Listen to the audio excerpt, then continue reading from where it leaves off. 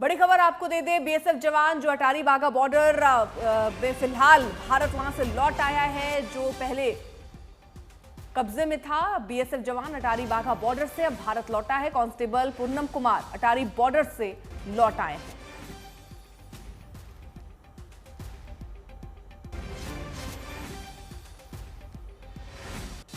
तो इससे पहले कई तरीके के सवाल उठ रहे थे कि आखिरकार अभी तक उनको वापस लाया क्यों नहीं गया, क्यों अभी तक ऐसी कोई बातचीत नहीं हुई, भारत अपना दबदबा क्यों नहीं दिखाया। लेकिन आपको बता दें, बीएसएफ जवान अब फिलहाल लौट आए हैं अटारी वाघा बॉर्डर से।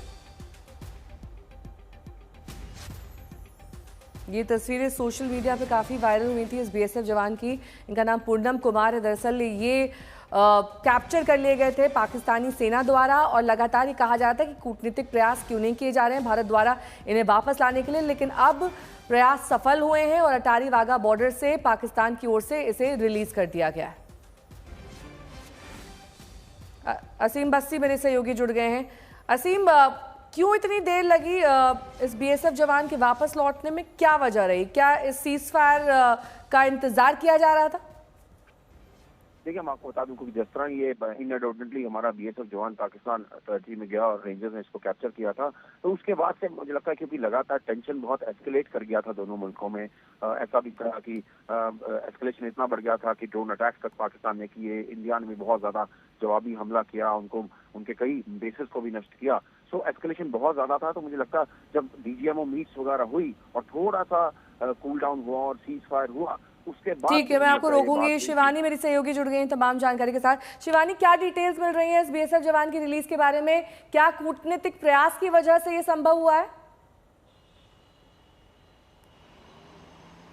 जाहिर तौर पर आपको बता दूं कि 23 अप्रैल से लगातार ये जो बीएसएफ के जवान हैं पूनम कुमार शॉ, ये पाकिस्तान की कस्टडी में थे। आमतौर पर अगर इनएडवर्टेंटली क्रॉस करके कोई जवान गलती से चला जाता है तो उसको 24 से 48 घंटे के भीतर छोड़ दिया जाता है। लेकिन पाकिस्तान लगातार जिद पर अड़ा रहा, भारत के प्रयासों के बावजूद फ्लैग मीटिंग्स पर नहीं आता था।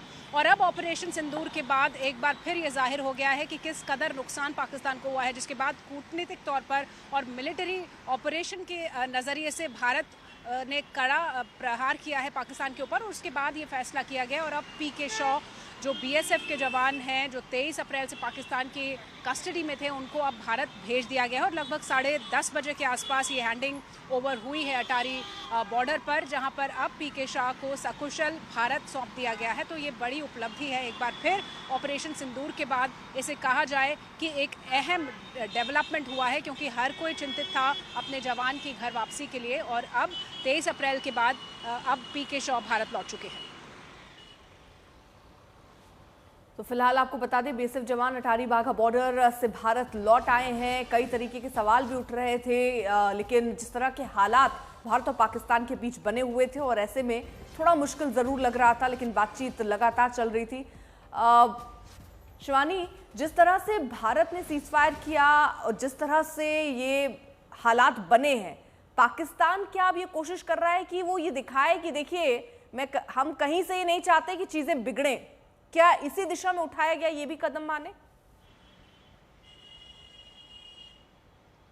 बिल्कुल, देखिए, पूरे ऑपरेशन सिंदूर के बाद और उसके बाद पाकिस्तान के दुस्साहस के बाद जिस तरह से भारतीय सेनाओं ने उसको बैकफुट पर लाकर खड़ा कर किया है, तो पाकिस्तान अब कोशिश कर रहा है ये दिखाने की वो कोई एस्केलेशन नहीं चाहता है, यानी कि उसको अपनी हद में रखना। भारत की जो सशक्त सेनाओं का ऑपरेशन था वो कामयाब रहा है और यही है कि अब वो किसी तरह की टेंशन फिलहाल नहीं चाह रहा है, क्योंकि नुकसान उसका बहुत ज़्यादा हुआ है। उसके एयर बेसेस तबाह हुए हैं, उसके मिलिट्री पर्सनल्स को वहाँ पर नुकसान पहुँचा है। 40 से ज़्यादा पर्सनल उनकी मृत्यु हो चुकी है। और उसके अलावा ऑपरेशनलाइज्ड एयर बेसिस पर कौन बताया ये बात? ये हमारे रिपोर्टर्स के द्वारा पता चल रहा है कि 10:30 बजे अटारी वाघा बॉर्डर से उन्हें रिटर्न कर दिया गया है।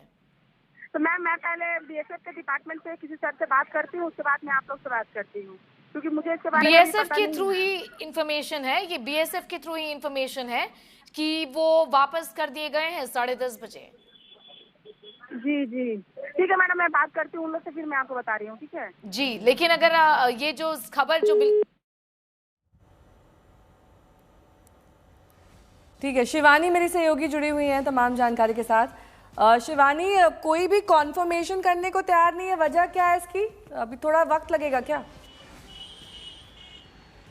देखिए, आधिकारिक कॉन्फर्मेशन आ चुका है। मैं आपको बताना चाहूँगी कि हम बातचीत कर रहे हैं और उसी वक्त बहुत सारे डेवलपमेंट्स हो रहे हैं और हम अपने दर्शकों को आगे रखना चाहते हैं हर इन्फॉर्मेशन में, लेकिन कन्फर्मेशन के साथ। तो ये आधिकारिक जो सूचना है ये जारी कर दी गई है बीएसएफ की तरफ से अब से कुछ मिनट पहले कि जो बीएसएफ के जवान हैं उनको भारत को हैंडओवर कर दिया गया है। 10:30 बजे अटारी वाघा बॉर्डर पर ये हैंडिंग ओवर हुई है, डीब्रीफिंग जारी है और बहुत सारे ऑफिशियल प्रोसेसेस होते हैं जो वापसी के बाद किए जाने होते हैं, उसके बाद परिवार को भी इन्फॉर्म किया जाएगा। लेकिन ऑफिशियल जानकारी आ चुकी है कि पीके शॉ जो 23 अप्रैल से पाकिस्तान के जो रेंजर्स थे उनके कस्टडी में थे वो भारत लौट आए हैं, सकुशल लौट आए हैं। डीब्रीफिंग के प्रोसेसेस अभी जारी हैं।